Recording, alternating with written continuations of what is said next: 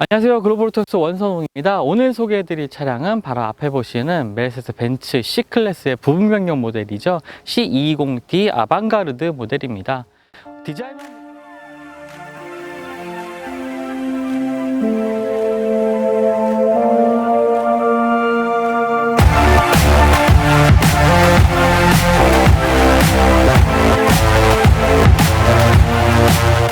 디자인만 본다면 사실 큰 변화 느끼기 어렵긴 하지만요, 6,500개소 이상의 부품을 바꾸면서 부분 변경 이상의 변화를 이끌어냈다라고 조금 평가를 받고 있습니다.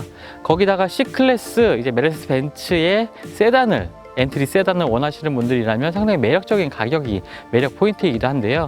그럼 지금부터 C220D 아방가르드 어떤 특징을 가지고 있고 또 어떤 장단점 가지고 있는지 시승을 통해서 차근차근 살펴보도록 하겠습니다. C클래스의 디자인은 여전히 강한 존재감을 드러내고 있습니다. 이번 마이너 체인지를 통해서 6,500개소를 새롭게 바꿨다고 하는데요. 하지만 디자인의 변화, 겉으로 볼 때는 크지 않은 것 같습니다. 하지만 호평을 받았던 디자인을 굳이 바꿀 필요도 없어 보였는데요. 벤츠 C클래스는 매끄러운 라인과 비율로 강한 독창성을 보여주고 있었습니다. 전면에서는 범퍼와 에어 인테이크의 디자인이 변경이 됐습니다. 역시나 LED 램프가 적용이 되었는데요. 이제는 당연한 변화인 것 같습니다. 측면의 휠 디자인과 리어 컨비네이션 램프의 디자인도 기존과 달라진 것을 확인할 수가 있습니다. 실내를 살펴보면 S클래스가 떠오르는 이러한 레이아웃을 보여주고 있는데요. 고급감을 살리면서 기능적인 부분이 업그레이드 되어야 하는 만큼 그런 점에서는 이게 디지털 감각으로만 무장한 다른 차량들과 좀 다른 질감이 느껴지기도 합니다. 각종 버튼도 단순한 기능성만이 아니라 고급감을 살리는 장비로서의 역할도 함께 겸하고 있는 것 확인할 수가 있었습니다. 이번에 달라진 부분은 바로 디지털 장비의 진화인데요. 스티어링 휠 좌우 스포크 위에 이제 햅틱 스위치가 더해졌습니다. 손가락을 좌우로 움직이거나 이제 눌러서 메뉴를 선택할 수가 있는데요. 스티어링 휠을 놓지 않고 이제 사용하기가 상당히 편리합니다. 센터페시아의 터치스크린 디스플레이도 8.4인치에서 10.25인치로 더 커졌습니다. 아쉬운 것은 새로운 인포테인먼트 시스템인 엠벅스가 아직 적용되지 않았다는 점인데요.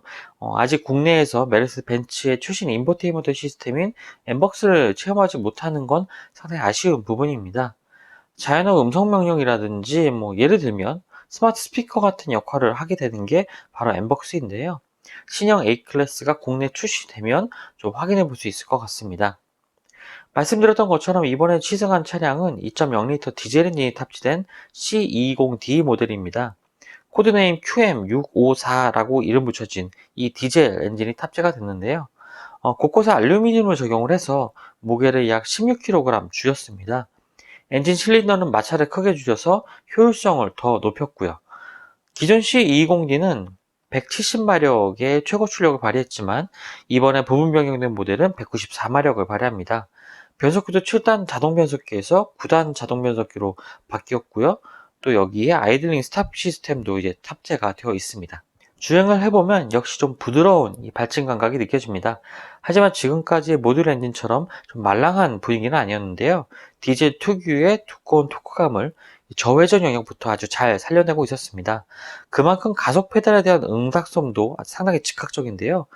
저속에서는 매끄러운 느낌이 강하지만 국도와 고속도로로 올라가면 역시 반응이 확실히 달라지는 것을 느낄 수가 있었습니다. 오른발에 특별히 힘을 주지 않았는데도 이제 토크가 살아나면서 조금씩 차량을 또 운전자를 자극하는 모습 보여주고 있었습니다. 특히 낮은 회전수의 디젤 엔진과 9단 AT의 조합이 상당히 좋았는데요. 토크를 충분히 활용하고 있다는 느낌을 아주 강하게 받았습니다. 예전부터 메르세데스 벤츠의 9단 변속기는 상당히 좋은 반응을 얻었었는데요. 중저속에서 토크감을 살리는 것은 물론이고요. 시속 100km에 이르기도 전에 9단까지 변속되면서 효율성을 높여주고 있는 모습 보였습니다. 디젤 엔진에 탑재한 모델이라는 것을 잊게 하는 부분이 바로 소음과 진동 관련 부분입니다. 달리는 중에 느껴지는 소음은 내연기관 차량 가운데서도 단연 조용하다는 생각이 들게 되는데요. 아무래도 노면 소음의 차단에서 차이가 나는 것으로 보입니다. 엔진의 경우에는 중고속 영역에서의 소음은 어지간한 가솔린 엔진 차량보다도 더 조용했는데요. 여전히 내연기관이 꾸준히 발전하고 있다는 것을 좀 확인할 수 있는 부분이 아닌가 이렇게 생각이 됩니다. 드라이브 모드는 터치패드 옆에 토글 스위치로 조작할 수가 있고요. 에코, 컴포트, 스포츠, 스포츠 플러스, 인디비주얼 총 5개의 모드로 전환이 됩니다. 모드에 따라서 엔진과 서스펜션의 반응 속도 등이 달라지게 됩니다. 전체적인 주행 감각은 상당히 좀 경쾌합니다. 역시나 요즘의 벤츠는 과거의 모습보다 좀 더 스포티한 이미지를 느끼게 하는데요. BMW와 벤츠가 서로의 장점을 좀 닮아가고 있다는 인상도 받게 됩니다. 올해 국내 시장에는 메르세데스 벤츠의 첫 번째 순수 전기차인 EQC가 출시될 예정입니다. 다이노 그룹의 전동화 전략의 시작을 이제 국내에서도 확인할 수 있게 된 건데요. 하지만 여전히 그 내연기관 차량은 가까운 미래까지 중요한 역할을 하게 될 것으로 보입니다. 최근 독일의 자동차 전문지 AMS에서 실시한 12개 브랜드의 배출가스 측정 테스트 결과가 발표가 됐는데요. 메르세데스 벤츠의 C20D는 지소산화물 배출량이 0에서 1mg, 킬로미터당 0에서 1mg으로 거의 제로에 가까웠다는 내용을 발표를 했습니다. 메르세데스 벤츠는 이 결과를 바탕으로 앞으로 출시될 디젤 차량은 2020년 1월부터 유럽에서 시행되는 유로6D와 유로6D 템프 기준을 훨씬 밑도는 질소 산화물을 배출할 것이다 라고 발표하기도 했는데요. 배터리 전기차와 수소차에 대한 기대가 커지는 시점이긴 하지만요.